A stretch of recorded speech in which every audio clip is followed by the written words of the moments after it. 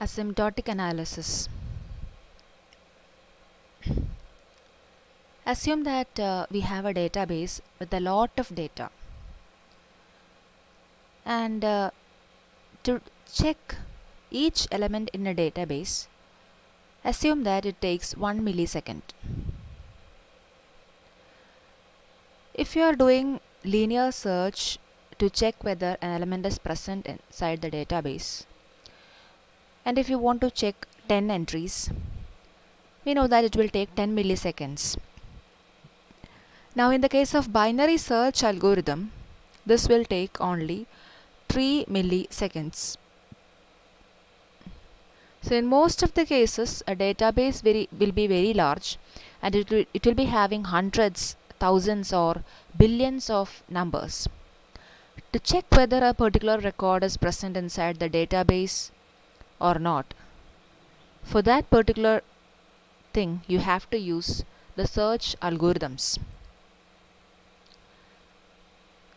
So these are the very famous search algorithms: a linear search or symbol search and a binary search. The runtime of a symbol search is order of n, linear search is order of n, and binary search is order of log n. If we want to search for an element in a database with only 10 entries, if you are taking a linear search, it will take maximum 10 milliseconds. And if you are using the binary search algorithm, it will take maximum 3 milliseconds. If you are looking for an element in a database of 100 entries, it will take 100 milliseconds if you are using linear search maximum, and it will take only 7 milliseconds in the case of binary search. If you are looking for an element in a database with 10,000 entries, it will take 10 seconds in the case of a linear search and 14 milliseconds in the case of a binary search. If you have this much elements in a database, and if you are looking for one particular element, if you are searching for an element in a database with this much numbers, that is 10 raised to 9 elements in it, it will take 11 days to search for an element, while it is only 32 milliseconds in the case of binary search. So when we are comparing the time taken by the linear search and binary search, we can see that as the number of inputs increase, the change in the running time is drastically increasing in the case of symbol search. But in binary search, there is no much difference. So the running time for symbol search and binary search, they increases in a different way when the number of elements inside the database increases. So as the number of inputs increases, the rate at which the running time of symbol search increases is very much different from the rate at which the running time of binary search increases. This is called as the rate of growth of the time. So the runtime grows exponentially as the list of entries increases in symbol search, while it is somewhat better in the case of binary search. So in these situations, we need to have some notations in order to represent the rate of growth of running time of algorithms when the number of inputs increases. So as the size of the input gets larger, in what rate the running time increases for different algorithms. For this purpose, we need to study about the asymptotic analysis. Asymptotic analysis refers to computing the running time of any operation in mathematical units of computation. So let's see one example. The running time of one operation is f of n. F of n is a function in terms of n, and let another operation be computed as g of n square. So this means that the first operation, that is f of n, this function increases linearly when there is an increase in n. When n increases, f of n increases linearly. But in the case of g of n square, as n, the value of n increases, g of n square increases in a quadratical way. So as the value of n increases, you can see the difference. Okay, but if n is very small, if the value of n is very small, the difference will not be that much significant. So asymptotic analysis is used for getting an idea about the running time of algorithms. Usually the time required by an algorithm falls under three different types. The first one is a best case. Best case means the minimum time required for executing a program.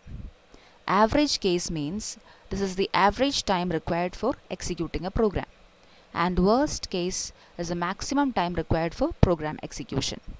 So these are the different cases, different situations when an algorithm is run. Asymptotic notations. Following are the three commonly used asymptotic notations to calculate the running time of an algorithm. First one is O notation, second one is omega notation, and third one is theta notation. So let us see what each notation is. First one is big O notation. The notation order of n or big O of n is the formal way to express the upper bound of an algorithm's running time. Big O notation is used to express the upper bound of an algorithm's running time. It measures the worst case complexity or the longest amount of time an algorithm can possibly take to complete. So in linear search we have seen that if the element is not present in the array or if the element is at the last position, the comparison should be done n times. So that is the longest amount of time that algorithm can take. So that is the worst case complexity. So big O notation is a notation which is used to express the upper bound of an algorithm's running time.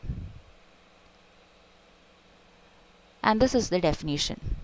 A function f of n is said to be in order of g of n if and only if the positive constants c and n0 exist such that f of n is less than or equal to c into g of n for all n greater than or equal to n0.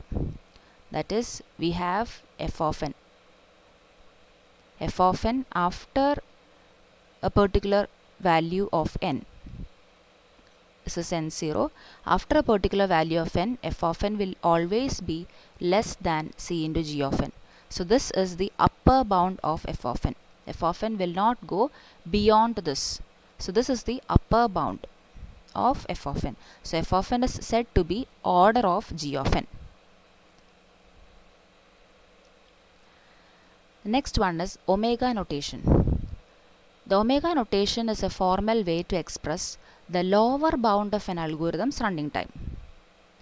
And omega notation is used to measure the best case time complexity or the best time of an algorithm can possibly take to complete. That is, this is the best case notation. For example, in the case of an algorithm, what is the least amount of time? What is the lower bound of time that algorithm will take to run to its completion? That is called as omega notation. Omega notation can be defined like this. A function f of n is in omega of g of n if and only if the positive constants c and n0 exist such that f of n is greater than or equal to c into g of n for all n where n is greater than or equal to n0. So this is the graphical representation. F of n is represented using this line, Cg of n like this. So Cg of n is the lower bound of f of n. That is, this particular value will be the lower bound or the best case running time of the algorithm. That is, f of n's lower bound is this. F of n will be having a lower bound Cg of n. This is called as omega notation. So here in this graph, f of n will be just above the Cg of n. So this is called as omega notation, and it is represented as f of n is equal to omega of g of n. Then lower bounds. So in most cases, a lower bound for the problem can be given. So there will be a certain number of steps that every algorithm has to execute at least in order to solve that problem. So in order to sort n numbers, every algorithm should at least look at every number. So this needs n steps. So for sorting problems, f of n is equal to n is the lower bound. So f of n is equal to n is the lower bound, means at least n comparisons will be done. The actual running time or actual f of n will be greater than this value. So this is the lower bound below which the running time cannot go. So that is the lower bound of an algorithm. Next one is theta notation or theta. The notation theta of n is the formal way to express both the lower bound and the upper bound of an algorithm's running time. So it is represented as follows. So here in theta notation there will be two bounds, the lower bound and the upper bound. So here you can see f of n. Here this is the lower bound below which f of n's value cannot go, and this is c2 of g of n. This is upper bound above which the value of this function cannot grow. So after a particular value n0, for smaller values of n this may be different, but after a value n0, f of n will be between c1 of g of n and c2 of g of n. So this particular notation is called as theta notation. So theta notation is used when function f of n can be bounded both from above and below by the same function g. So f of n is equal to theta of g of n if and only if there are positive constants c1 and c2 and n0 exist such that c1 of gn is less than or equal to f of n less than or equal to c2 of gn for all n where n is greater than n0. So that is, f lies between c1 times the function g and c2 times the function g, except possibly when n is smaller than n0. That is, when n is greater than n0, for all the values above n0, f of n will be between c1 of g of n and c2 of g of n. So there is a bound from the lower portion and the upper portion, and this is the theta notation. Now let's see the hierarchy of growth rate functions. Order of 1 algorithms will take lesser time than order of log n algorithms, which is less than n log n, less than n square, less than n cube, less than 2 raised to n, less than 3 raised to n, less than n factorial, less than n raised to n.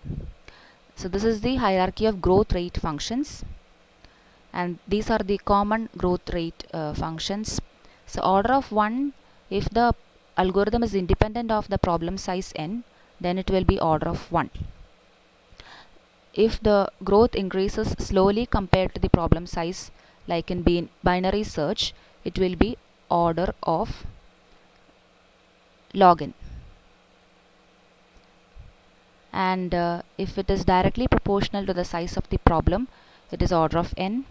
And if you are using a kind of divide and conquer approaches, it will be n log n. And in nested loops, it will be quadratic. Most probably it will be quadratic. In nested loops, if there are 3 nested loops, it will be cubic in nature. And if the growth is extremely rapid and possibly impractical, in the case of 2 raised to n algorithms. And these are the complexities when the value of, by looking at these values of n, this is the input value n, according to the value of n, how the different algorithms running time changes, you can see from this table.